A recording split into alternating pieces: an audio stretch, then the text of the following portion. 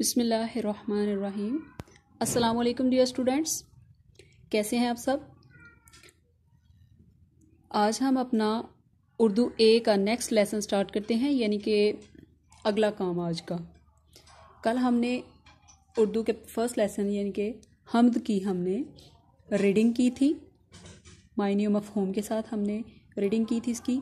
आज हम इस चैप्टर के अल्फाज मायनी और इमला करेंगे, यानी कि नोटबुक वर्क करेंगे, और साथ में इस चैप्टर की हम एक्सरसाइज भी करेंगे। ठीक है जी।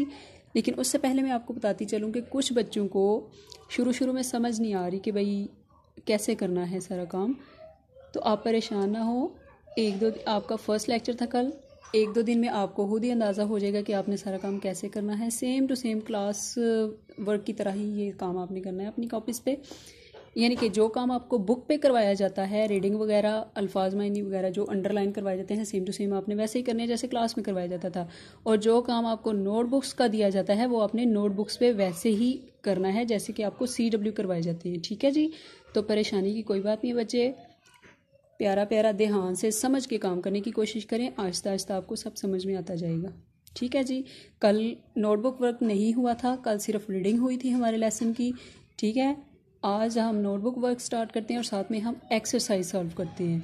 तो पहले हम एक्सरसाइज कर लेते हैं, उसके बाद हम नोटबुक वर्क करेंगे। ठीक है जी। अपनी अपनी बुक्स की एक्सरसाइज ओपन कर लें।